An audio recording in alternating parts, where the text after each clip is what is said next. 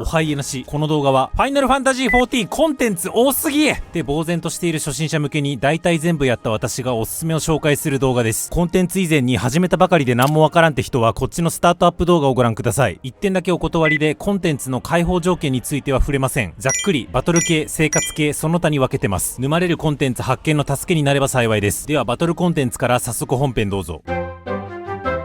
8人レイド !8 人で挑むストーリー付きのレイドです。ちなみにレイドっていうのはみんなで協力して敵に挑む戦闘コンテンツのオンラインゲーム用語です。飲み込めにくければ8人バトルで OK です。メジャーパッチごとに1シリーズ追加されていて、現在6シリーズ。1シリーズにつき大体3部作で、一部の中に大体4つバトルがあって、1層、2層、3層、4層とか言ったりします。難易度はノーマル版と霊式と呼ばれる高難易度版があり、ストーリーを追うだけならノーマルで OK です。厳密にはゲーム中にノーマルって書いてあるわけじゃなくて、例えば、四天王座アルカディアって書いてあればそれがノーマル難易度で、そのシリーズをストーリー込みでクリアした後に解放される四天王座アルカディア霊式が高難易度版っていう位置づけです。霊式にはストーリーはなくてボス戦の部分だけを超むずくしたものです。なお27年1月リリースのパッチ 8.0 からノーマルと霊式の中間の難易度も新設予定です。ストーリーパートもバトルパートも面白いので、メインストーリー以外でまず最初にプレイするバトルコンテンツは絶対これ。カジュアル層もノーマルはぜひプレイしてみてください。各シリーズのおすすめの順ですが、この後の話全てに言えるんですけど、基本的にはより最新のコンテンツの方がより洗練されていて面白い印象です。なので、もしあなたが脇目を振らずメインストーリーを突っ走ってきた方なら、最新のやつから遡る形でやればいいと思います。シリーズ間で話は繋がっていないので安心です。で、原則はそういう気持ちでいつつ、例えばオメガやエデンなんかは過去作の FF のボスと戦えたり、往年の名曲を BGM に戦えたりするので、自分の興味に応じて先そっちやるとか好きにすればいいと思います。これまでノーマル難易度について触れましたが、一方で霊式も14のギミックバトルの醍醐味を嫌というほど味わえるので、腕に自信があればチャレンジしてみましょう。この先、霊式以外にも高難易度バトルコンテンツの話は出てくるんですが、難しさの序列は後ほど示します。ただ、霊式に挑む時に一点悩ましいのが人集め。最新シリーズの霊式コンテンツであればパーティー募集機能で人集まるんですが、過去コンテンツだと結構苦労するかもしれません。公式のコミュニティファインダーというページで同じ志を持つ人が募集していることもあるので、覗いてみるか、あるいは自分で募集を立てましょう。アライアンスレイド、さっきの8人レイドの24人版で全6シリーズ、メインクエでクリタワは強制的にやりましたよね。さらに27年1月にはエヴァンゲリオンとコラボした新シリーズが予定されています。これもストーリー、バトルともによくできているので8人レイドと並んでおすすめです。名前でわかるかと思いますが、リターントゥイバリスはファイナルファンタジータクティクスや12、ヨルハはニーアオートマタ、エコーズオブバナディールは11好きなら特に楽しめるはずです。ちなみにアライアンスレイドは8人レイドと違い、基本的に高難易度が用意されてないんですが、一つだけメッツ暗闇の雲激闘戦という高難易度24人レイドが実装されています。これも1年以上前のコンテンツなので、8人レイド以上に人を集めるのは至難の技なんですが、この先ちょいちょい紹介する大人数高難易度バトルコンテンツの数少ない一つなので、一応存在には触れておきます。8人透滅戦。メインストーリーでプレイした透滅戦以外にサブクエストにもストーリー付きで新たな透滅戦に挑めるものがあります。現在3シリーズです。バトルが全部面白いのでおすすめではあるんですが、一押しを挙げるならストーリーの人気も高いウェルリート戦役がおすすめです。言葉だけの話ですが、ここまでストーリーが伴うバトルコンテンツとして8人レイド、24人レイド、8人透滅戦の3つを挙げましたが、これらをまとめてクロニクルクエストと呼びます。ゲーム内にも出てくる表現なのでご参考まで。また8人透滅戦にはストーリーで戦うやつも含め、通常難易度の他に極という高難易度版が用意されています。例えば魔人セフィロト透滅戦がノーマル難易度で、極魔人セフィロト透滅戦が高難易度っていう感じです。極は高難易度コンテンツの登竜門とも言えるので、そろそろむずいのやってみたいなっていう人は何かしらの極透滅戦にチャレンジしてみましょう。ちなみにモンハンが好きなら、モンハンコラボ時に実装された極リオレウス狩猟戦と極アルシュベルト狩猟戦がおすすめです。もちろんノーマル難易度もあるので安心。それと期間限定コンテンツとして現透滅戦というのもあります。これはパッチのバージョンアップごとに一つだけ過去の極透滅戦を現在のレベル帯にリメイクしたものです。例えば極魔人セフィロト透滅戦という当時レベル60で挑める高難易度コンテンツがレベル100の現極魔人セフィロト透滅戦として蘇るような感じ。ギミックがそんな変わるわけではないんですが、最新のスキル回しで挑めた方が楽しいので、現でプレイできる極透滅戦があればそっちをやりましょう。なお現をクリアした時にもらえるアイテムを使って総長の幻想版というこれまたアイテムがもらえるミニゲームに参加できるので、どうせ現をやるんだったらそっちもやっておきましょう。多人数フィールド探索型コンテンツ。その名の通り60人とかそういう多人数で単一のフィールドを一斉に探索するコンテンツです。現時点で3シリーズ実装されていて、いずれもストーリー付き。単にフィールドを探索するだけではなく、エウレカにはバルデシオンアーセナル、ボズヤにはグンヒルド・ディルーブラム霊式、クレセントアイルにはフォークタワー力の塔というそれぞれ多人数で挑む高難易度バトルコンテンツもあります。またボズヤのみグンヒルド・ディルブラム霊式って言ってるぐらいだから、難易度ノーマル版のグンヒルド・ディルブラムもあったり、珍しく一人用の高難易度バトルコンテンツである一騎打ちというものも用意されています。こういう大規模探索系はリリース当初にみんなでプレイするのがどうしても一番面白いのと、ストーリーを進めるのにそのコンテンツ独自のレベル上げが必要で若干テンポが悪いため、そういう意味ではこれまで上げたコンテンツよりは優先順位は一段落ちるかもしれないんですが、ボズヤだけはバトルジョブのレベリングも兼ねられるのもあって、そして話も評判がいいのでおすすめです。またエウレカもボズヤもクレセントアイルも熱量が高いファンが多いのも特徴で、バルデシオンアーセナル、グンヒルド・ディルブラム霊式、ポークタワー、それぞれ有志が未だに攻略コミュニティを運営しているかも。大人数で高難易度をクリアする喜びは格別なので、挑戦する機会に恵まれるのであればぜひおすすめです。絶レイド8人で挑む14の最難関バトルコンテンツです。この動画投稿時点で6つの絶が実装されていて、全部クリアした人は6絶とか崇められたりします。この中にも難易度にばらつきがあって、中でも最高峰と言われる絶オメガは1戦闘20分弱押し寄せる複雑なギミックを全員基本ノーミスで超える必要があり、100時間使おうがクリアできないパーティーはクリアできない極悪難易度です。絶にもよりますが、基本的には見知らぬ8人で一期一会しながら攻略する、いわゆる野良形式ではなく、長期間にわたり同じ8人パーティーで挑む、いわゆる固定形式を取ることが多いです。なので絶に挑戦したい時は先ほど挙げたコミュニティファインダーなり、公式のプレイヤーズサイトザ・ロードストーン、通称ロドスト、ここの日記に書いてある募集記事を見て固定のパーティーに入る努力をしましょう。ちなみに各絶の難易度とかは諸説あるんですが、おおむね見解一致しているのが、絶手間が絶の中では最も簡単、絶オメガが最も難しい、そして絶アレキが最も評判が良いということ。絶アレキは演出面に定評がある感じで私も早くやりたい。なお絶のクリア報酬はピッカピカの武器とかっこいい称号だけで基本名誉報酬だけなので、絶に限った話ではないんですけど、無理してやる必要はありません。で、ここまででメインどころの高難易度を全部紹介しきったので、高難易度共通の話をいくつか。まず各コンテンツの難しさについては難しい順に絶、霊式、悟空で、加えてさっき紹介した滅だとかグンヒルド・ディルブラム霊式とか大人数でやるムズイ系のやつは大体霊式相当です。そういう意味でも最初に挑戦する高難易度は悟空がおすすめ。本当はもう一個おすすめのちょうどええ感じのやつもあるんですが、後ほど出てくるのでそっちで。次、制限解除。14には制限解除という機能があって、過去コンテンツであれば大半が本来の人数よりも少人数で、本来の適正レベルよりも高レベルで臨めます。どうしても人が集まらないっていう時は使うのもありです。あと最後、加減アイテムレベルでの参加という機能。14の仕組みの話になるんですが、例えば同じレベル100向けのバトルコンテンツでも、初期にリリースされた四天の座アルカディアライトヘビー級霊式だと、突入に必要な最低アイテムレベルが700に設定されているのに対して、後期にリリースされたヘビー級霊式はアイテムレベルが770とかに設定されています。どっちもその時点の最強水準のアイテムレベルが求められているということには変わりはないんですが、パッチが進むにつれて世に出回る装備のアイテムレベルが少しずつ上がっていくので、このような差が生まれる感じです。で、アイテムレベル770とかでも突入条件 IL700 のライトヘビー級霊式にも入れちゃうんですけれども、そうするとギミック自体の緩和はないにせよ、要求火力やヒール量が減るため難易度が下がります。そこでコンテンツ申請時に加減アイテムレベルでの参加にチェックを入れておくと、アイテムレベルがそのコンテンツの突入条件の加減までシンクされるので、当時の歯応えに近い難易度で楽しめます。また似たオプションで超える力無効での参加っていうのがあって、過去コンテンツでは全滅するたび、あるいはコンテンツによっては最初からステータスに上昇補正がかかる超える力っていうバフを得るんですが、超える力無効での参加をオンにしておくとそういうバフも得ないようになります。どういうモチベでコンテンツに挑むかにもよるんですけれども、おすすめとしてはまずは加減アイテムレベル、超え力無効両方オンにしてチャレンジしてみて、で厳しいようであれば順次それらをオフにするっていうことも考えられるのでご参考まで。高難易度の共通話は以上です。ディープダンジョン、1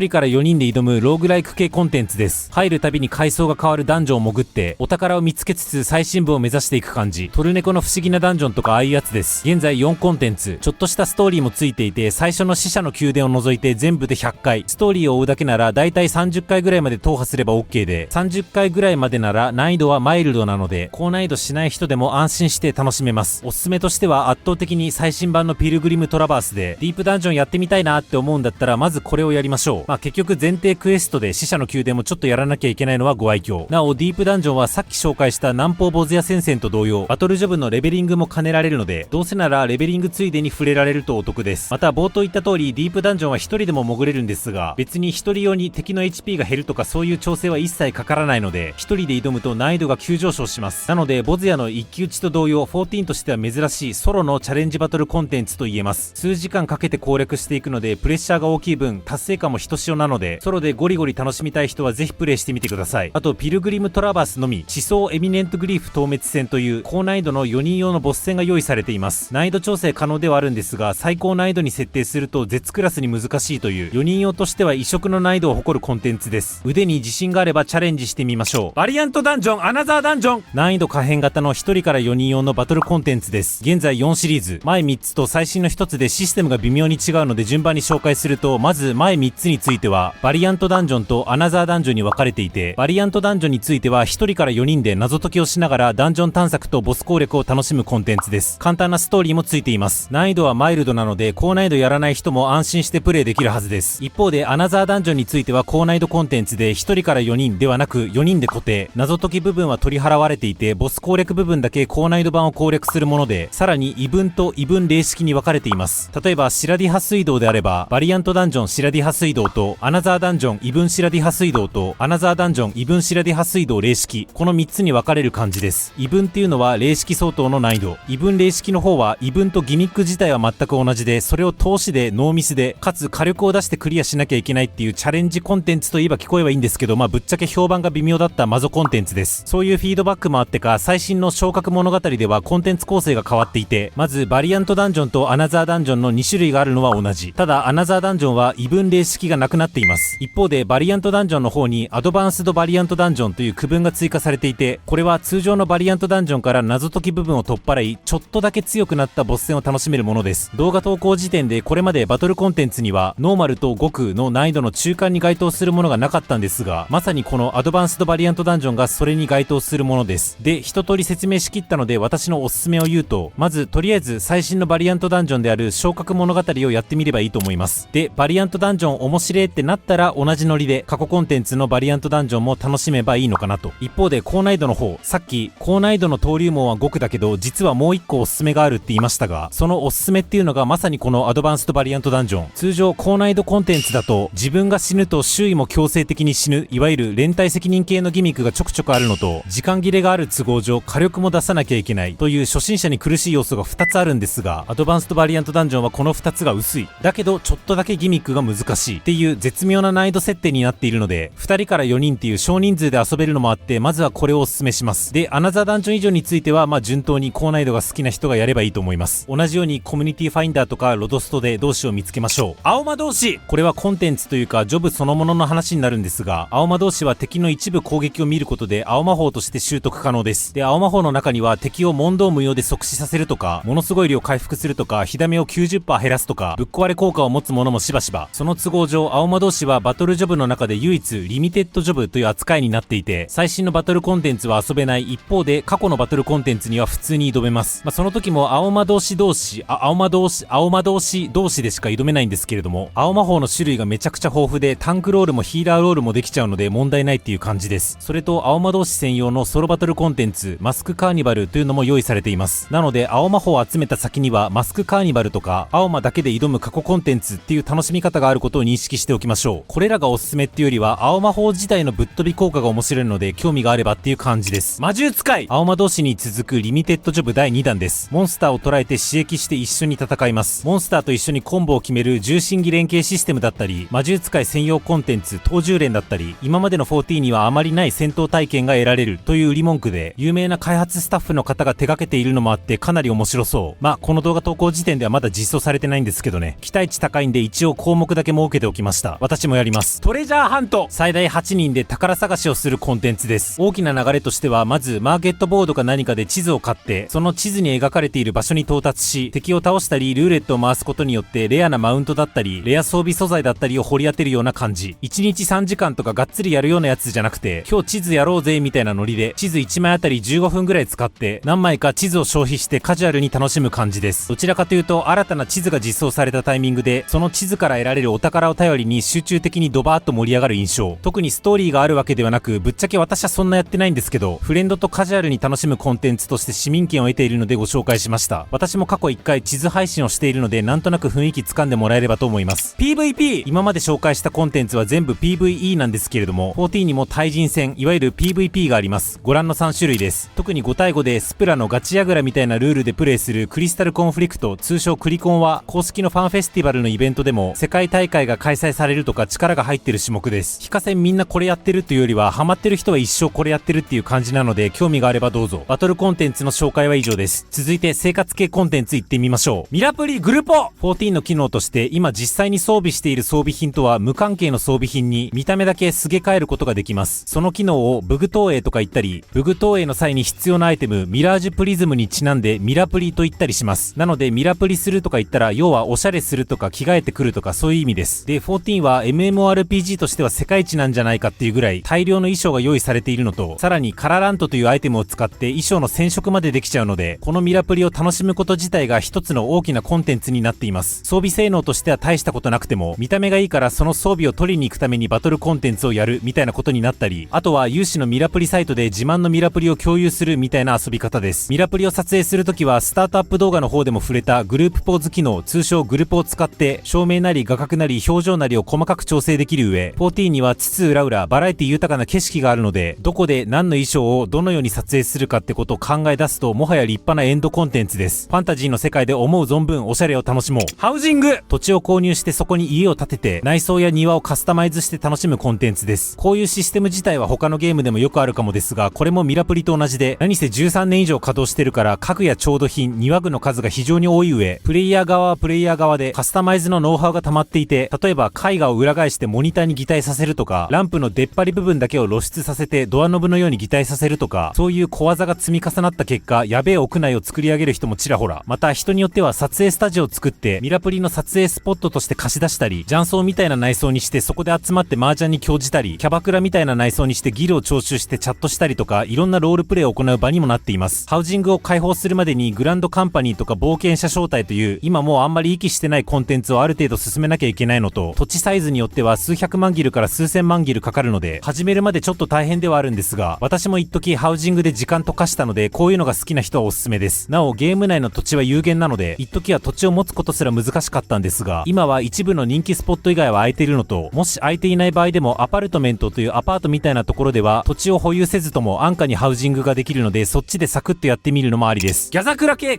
釣り以外、基本的にギャザラクラス、クラフタークラスは資源を集めるあるいは制作することでレベル上げをするんですが、ギャザクラ専用のコンテンツがいくつかあって、それで効率的にレベル上げができるのもあって、ちょっとしたストーリーもついている分、ギャザクラやるなら基本やった方がお得なので、言葉レベルでドバーッとご紹介します。まずはうんちゃら取引シリーズ、それぞれの団体が必要とするものを採取したり制作したりします。次、お得意様取引、特定の NPC が求めるものを採取制作することで交流を深めていきます。好感度がマックスになった後も週に何個かは継続して納品できるので、ウィークリーコンテンツの一つに分類されます。続いて蒼天街復興、ストーリー上で訪問する蒼天街の復興用素材を収集したり制作するコンテンツです。このコンテンツが実装された当時はコンテンツの進行あるいはリアル時間の経過に伴って少しずつ蒼天街が見た目上も復興されていくエモいコンテンツだったんですが、今はもう復興されちゃってるのでちょっと悲しい。ただレベリング手段としては非常に優秀で、特にギャザラーのうち採掘士と園芸士については蒼天街の中で訪問するディアデム諸島に閉じこもってひたすら採取するのがレベリングとして超優秀なので、面白いかっていうのは別にして、そういう精神と時の島があるってことだけ認識しておきましょう。最後、ギルドリーブ、各地のギルドから指定された製品資源を制作採取して納品するミッションです。納品することによってギルなり経験値を獲得できます。これまで挙げたギャザクラ系コンテンツと違ってストーリーみたいなものは特にありません。こっちが納品してあげる側なのに、なぜかこっちがリーブ券というものを合わせて納品しなきゃいけなくて、リーブ券は時間経過で少しずつ蓄積していくので、要するにドカッとまとめて無限に納品して無限にギルや経験値を稼ぐっていうことはできません。ただその代わり結構報酬が美味しいので、これまで挙げたストーリーが伴うコンテンツをやっちゃった後、あるいはやってる間のレベリングコンテンツとして特にクラフター職にとってはおすすめです。ギャザクラ系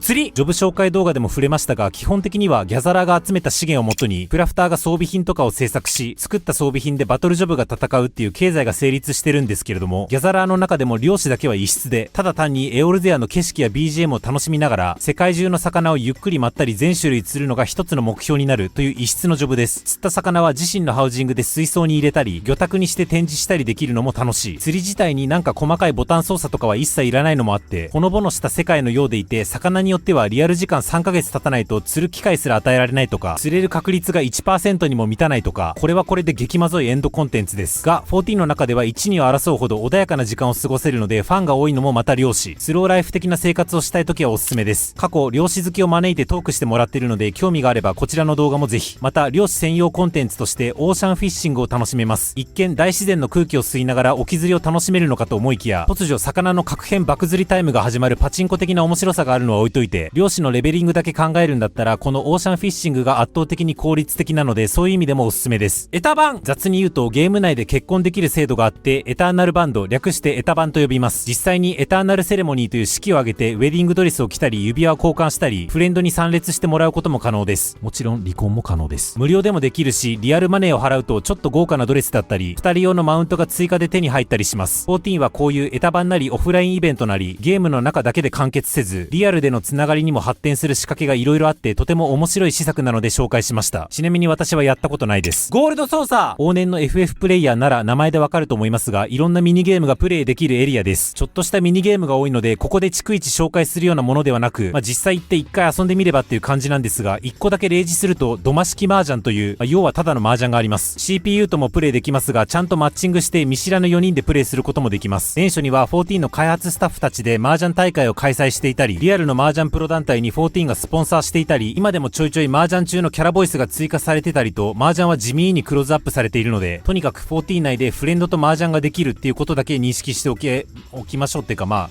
そういうのもありますよ。楽器演奏、銀融詩人のジョブになると街中とかでリアルで楽器演奏ができるようになります。ガチな人だとユーザーイベントを企画してハウジングのコンサートホール的なところだったり、街中だったりで合奏していたりします。これもまた MMORPG らしいほっこりコンテンツだなと思ったのでご紹介しました。ただし演奏するときはご覧の注意事項だけよく読んで対応ください。生活系コンテンツの紹介は以上です。最後、その他要素を少しだけ。ロールクエスト、ジョブごとにジョブクエストがあって、それらをクリアするとそのジョブ固有の強力なスキルを覚えられるので最優先でやろうっていうことをスタートアップ動画でもご紹介しましたが、あるタイミングからジョブごとではなく、タンク、ヒーラー、近接 DPS などのロールごとのクエストに統合されています。こっちについては報酬としてスキルを覚えるとかそういうのはなくなってるんですが、単純に一回こっきりとはいえ得られる経験値が美味しいのと、あとちょっとムラはあるんですけどストーリーも面白いので、レベリングのついでにプレイするのはありです。有効部族クエスト、エオルゼア各地にいる部族の依頼に応えることで部族との親交を深めていき、その報酬に経験値やアイテムを得るクエストです。ネット上蛮族クエストと呼ばれてたりするかもしれませんが、同じクエストを指してます。部族と親交が深まるたびにちょっとしたストーリーも追加されていきます。部族によって適正ジョブがバトルジョブだったりギャザラークラスだったりクラフタークラスだったりまちまちです。デイリーで依頼が発生し、それに応えていく感じになるので、実質デイリーコンテンツの一つです。無理にやる必要はないんですが、報酬のアイテムですとか部族そのもの、あるいはストーリーに興味があればっていう感じかなと思います。黒の空想帳、ストーリーのあるタイミングでもらえるアイテムで、いろんなコンテンツをやることでビンゴのように穴を開けていって、ビンゴ数に応じて報酬がもらえるというウィークリーコンテンツです。どうせ14やるなら大体このビンゴの穴は勝手に開けられるので、このビンゴゲームにも参加しといた方が得というわけでやりましょう。メンター、スタートアップ動画でも触れましたが、14では一定程度経験を積んだ人がメンターとして認定され、そのメンターが初心者に対して色々と教えるためのビギナーチャンネルというチャンネルが整備されています。メンターになるための諸条件が結構厳しめで、中でも MIP 推薦1500回が至難の技。メンターになったところで名前の左に王冠マークがつくだけで実利はないんですが、この先14やってみておもろい、初心者を助けたいっていう気持ちが湧いたのであれば、メンターというキャリアパスがあるのでご承知おきを。